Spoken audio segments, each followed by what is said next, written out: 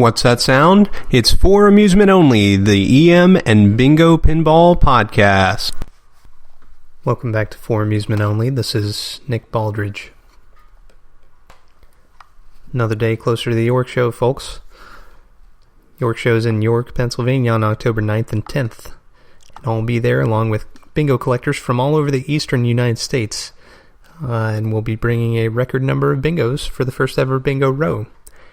And there we'll be running a contest. Anyone who can get 4 or 5 in a line on any one of the machines, and just check with me and you can win an autographed copy of either Bally Bingo Pinball Machines or the Bingo Pinball Wars, Bally vs. United, autographed by the author, who will also be there, Jeffrey Lawton. For tonight, I wanted to talk about Williams' Yukon. Now this machine is not in the IPDB, but I happened to find some photos on Danny Leach's site at danny.cdyn.com. And this one looks really very interesting.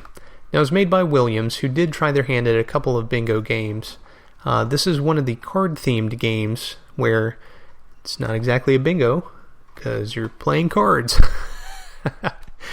Now, your goal is to get various types of hands with your 5 balls, and you can win anywhere from 3 replays to 100.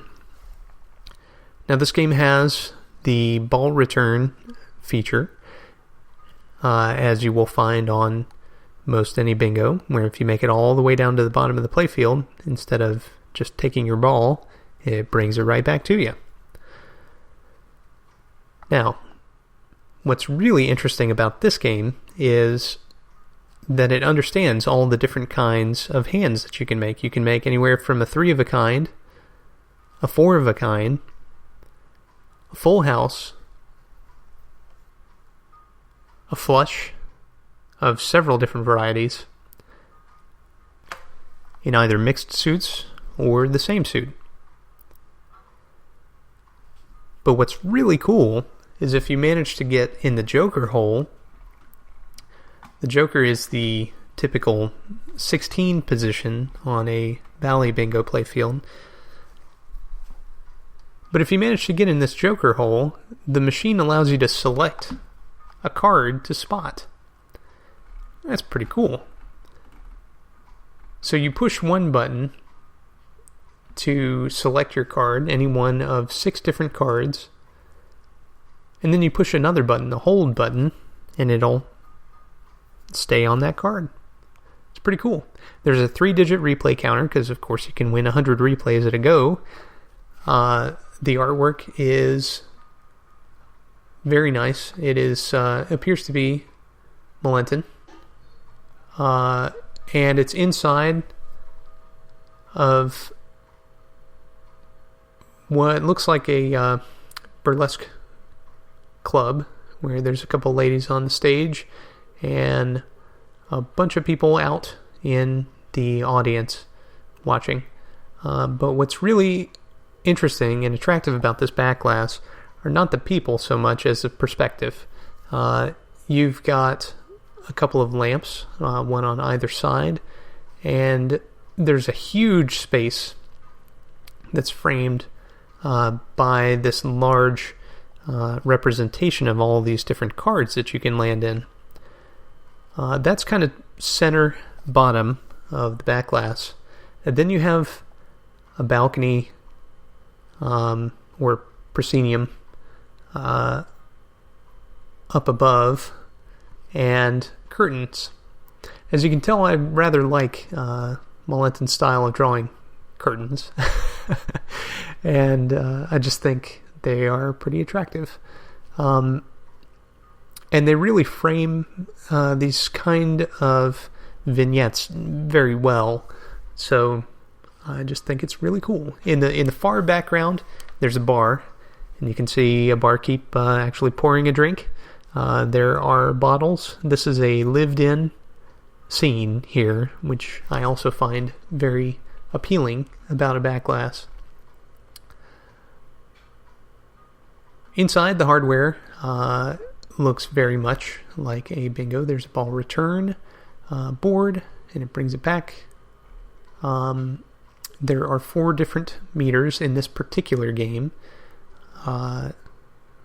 And of course, in the bingos, there were lots of meters to count coins in versus coins out, and a variety of other situations that you might need to interpret, depending. It uses one of the metal Williams shooter lane covers, and it is very attractive. It's almost like a deco piece, along with the metal scorecard holders, which I also find very attractive on this large wooden apron. The game has plastics that run on the left and right hand side, and on the playfield you have the artwork of all the different cards.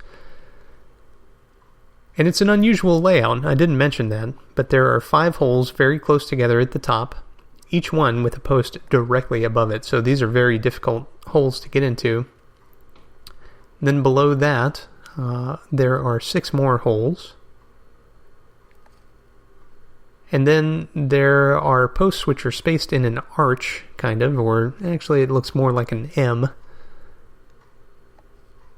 And directly underneath those are 5 more holes, and then another arch, and there's 4 more holes, and then W, and the final 5 holes, and all the way at the bottom center is the ball return.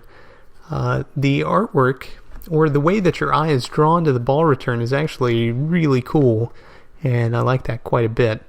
There are metal kind of ball channels, I guess you'd say, that have a rubber on one side, and on the other side there's like a metal sheet that goes down, so your eye is drawn to that as well. It's very flashy, very cool looking. Rubbers are stretched across odd spots. It's very similar to early Bally or United in the way that those rubbers work. The post arrangement is incredibly unique, and it looks really challenging. But most of all, like I said, I like that Joker spot feature, and I think it would be really crazy difficult to actually land in that hole based on the post arrangement. At least with the number 16, you have a really good fighting chance of getting it. But with this, it's just wide open spaces. You're pretty much missing out with a post directly on top of it. So it's going to be really hard to direct the ball right in there. At any rate, this looks like a fun game. Winning 100 replays at a time, what's not to love?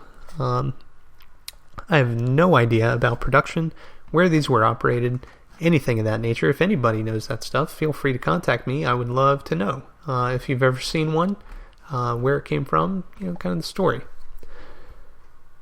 But that's all for tonight. So thank you again for joining me. My name again is Nick Baldridge. You can reach me at foramusementonlypodcast@gmail.com, or you can call me on the Bingos line. That's 724-BINGOS1, 724-246-4671. You can listen to us on iTunes, Stitcher, Pocket Cast, via RSS, on Facebook, on Twitter at Bingo Podcast. You can follow me on Instagram at nbaldridge, or you can listen to us on our website, which is foramusementonly.libsyn.com. Thank you very much for listening, and I'll talk to you next time.